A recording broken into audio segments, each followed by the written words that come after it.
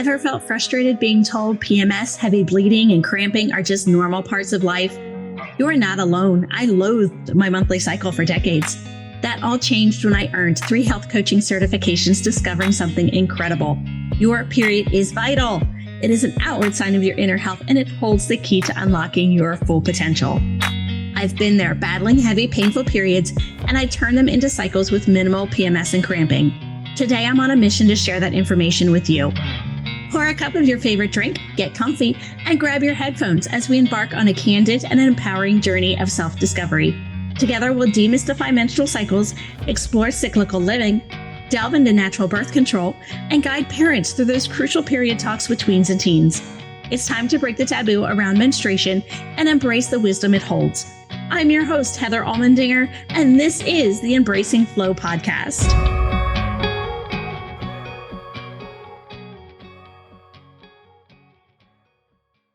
Hello, everyone, and thank you for joining us on Embracing Flow. I'd like to introduce our guest today, an expert at Embracing Flow, Dr. Mary Shackelton. Thank you so much for joining us today. Good morning. Thanks for having me. I am excited to have you here with us today. Dr. Mary Shackelton owns and runs Holistica Integrative Care in Boulder, Colorado, where she focuses on environmental medicine and women's health, especially in the area of fertility. I love what you do. I was very happy we were able to connect and happy that you're here today. Thank you again for being on Embracing Flow. My pleasure. With your experience, would you share with us a story, a first period story that you've been exposed to? Sure. I mean, I will say my own story is a little uneventful. I got my period at 14. It was late. I was sure I was never going to get it. I was reading a book at the time that I was 14. There was a very famous book called Dear God, It's Me, Margaret. And it's about a young girl's approaching her menarche. And so that was what all my friends were reading. That's what I was reading. And I just was sure I was going to be left out of the menstruation game forever. And it turns out I'm 57 and still menstruating, which is a bit of a mystery. But you know, my mom, we had 3 girls in the house, and I told my mom, and she said, go ask your sister. She has all the stuff. And that was that. There was no explanation. I think she left it up to the school to talk to us about menstrual, like what the menstrual cycle is, what it does. But I have a story that I think is a little bit more interesting to share, and that is how I came to co-found the nonprofit organization that I run in Africa, and it's called Pride Pads. Yep. Africa, and the website is pridepads.org. And long story short, I live in Boulder, Colorado, and I was at the gym one day and I saw this very fit African man lifting weights, and everybody was hugging him and high-fiving him, and he was smiling, and I was like, who is that guy? I got to meet him. He looks special. So I met him, and it turns out he is a prince from Africa, and he's also a tenured professor at CU Boulder. He teaches philosophy and ethics. And so he's this very bright, very charismatic, very loving, open, fun human. And we just got to be friends. And I found out that he was beginning to look for people to help him with his project.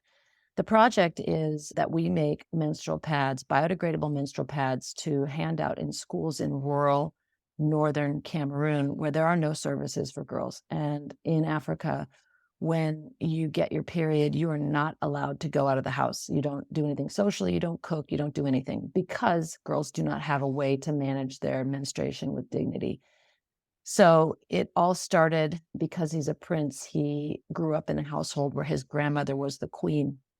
And he's very pro-girl. He's very pro-woman. He is anything that he can do to lift up a woman. He believes that girls are the future of Africa. So he's on a public bus one day, which he normally doesn't do, and he was taking a nap, and he woke up when the bus came to an abrupt halt, and looked outside and realized there were women encircling a young girl, and they were scolding her and yelling at her and saying, you should be ashamed of yourself. How dare you? And he finally realized what happened when he got out of his seat. He saw blood on one of the passenger seats of the bus, and he realized that they were shaming her because she shouldn't have been out of her house when she got her period, but she didn't know this was her first period. And so he got some paper towels, he cleaned up the seat, he handed them to her, he assisted her to the restroom, and he told these women, don't you dare do that to a young woman. And this is part of, you should be sharing your wisdom with this girl, not shaming her. And he decided at that very moment that this was going to be something that he would take on as a personal cause. He said, this should never happen to anyone's daughter. It should not happen to my daughter. It should not happen to any person. So that was about 10 years ago. And he has been on this mission, and we jumped in. A couple of people are also co-founders of Pride Pads. We are now manufacturing pads in northern Cameroon and distributing them in schools along with menstrual education, because many of the girls do not understand their periods. It is taboo to discuss it there. It's kind of like taboo here when people don't want to talk about pregnancy prevention. They think it's going to encourage promiscuity, but in Africa, they don't talk about their periods because they fear it will encourage promiscuity. So girls get their periods and they don't know if they're dying. They don't know if they're sick. I mean, boys wonder, why don't I get a period? I mean, it's the curriculum we deliver is very rudimentary because these kids don't have any discussion in their homes. And so I was just there in June, and it was tremendous to see the impact we're having, just that girls are not dropping out. When girls don't have a way to manage their menstrual cycle, they're more at risk for being sex trafficked because they're not in school, they're loitering. They're more at risk of rape and child marriage and all these things that interfere with their ability to complete their education. And so when we were there, the teachers were saying, we haven't had one pregnancy this year. We have girls that are excelling academically and even above their male counterparts. And so just with the small tool of a menstrual pad, these girls are staying in school. And so that's kind of my period story to share with you today. And I appreciate that, because I know even with my studies, it's not just in Africa, it's in many different countries that it's completely taboo. You're not allowed to go anywhere. And it does lead to a lot of disparity. And it's sad, because they're not able to live up to their potential because they're told they're not allowed to do this, they're not allowed to do that when they're menstruating, when it is a normal body function. Dr. Wingo, who's my partner, he says, no woman has ever not come from the womb of a woman. Nobody would be here if we didn't menstruate. So why is it so, it's considered dirty, it's considered bad, it's considered, you should hide it. And so what we're trying to do is destigmatize menstruation. And, men need to get over this. We just had a fundraiser on Sunday where we had a sit-down dinner and a slideshow and a presentation. And there were a lot of men in the audience, and a lot of them were in their 70s. And I thought, I wonder how they're feeling about this, because for that generation, that just was never discussed. It was like, you do not discuss this. And, you kind of wonder, why is that? It's something that should be celebrated. It is a gift. And so that's what we try to impart to these young girls. And I have 2 daughters. And so, we talk about periods nonstop, and my son kind of rolls his eyeballs, but he'll be a great dad someday, and he'll be able to just, roll with it. And so if he has like 10 girls, I hope he does. I am so thankful that you are here today. Where can we find more information on your nonprofit, and to possibly help and to get information about you and all that other fun stuff? Okay, so pridepads.org, pridpads.org is our website where you can learn more about the mission. We are always looking for volunteers. We have figured out that it's about $24 per student per year to keep her in menstrual supplies. And so, that's less than a manicure. It's about a glass of really expensive wine. And so that is an amazing donation that we would love for people to consider, because we have a lot of girls in Africa to serve, and we are working on getting pads in their hands as fast as we can. We have a manufacturing facility working around the clock. So pridepads.org is one. And then to reach out to me personally on Instagram is Dr. Mary Shackelton. That's Shackelton.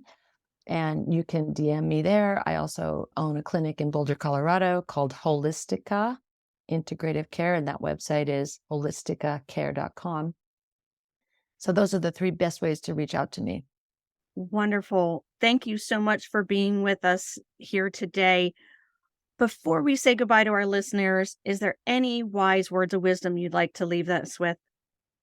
Well, I think if we're talking about menstruation, I think, we want to think about how I believe in the strength and power of every girl and her goals and her wishes. And I think that they can attain their highest dreams and achieve their highest goals when we are all working together. So the goal is to lift everybody up together and to think of women as your partners and your guides and your mentors, and to reach out, ask for help, and to lift each other up so that everybody that is in the female gender can reach their highest potential. I wholeheartedly agree. And wow, what amazing words of wisdom to end on. Thank you again, Dr. Mary Shackelton, for taking us on an enlightening journey into your NGO and into this period positivity that is just starting to come to the surface. You're welcome. Thanks for having me. You're welcome. All of the links that were mentioned can be found in the show notes. Thank you, listeners, for spending your time with us today. If you found a nugget of wisdom or a moment of empowerment, my mission is accomplished. If you know someone who could benefit from this information, please share Embracing Flow with them. Until next time, love hard, laugh often, and as always, be vividous. See you soon. Thank you so much for joining us today on Embracing Flow. If you enjoyed this episode, please follow the show, submit a rating and review, and share it with your friends. Visit my website to receive your free PDF on 4 ways to decrease PMS. The link is in the show notes. Until next time, love hard, laugh often, and as always, be vividous.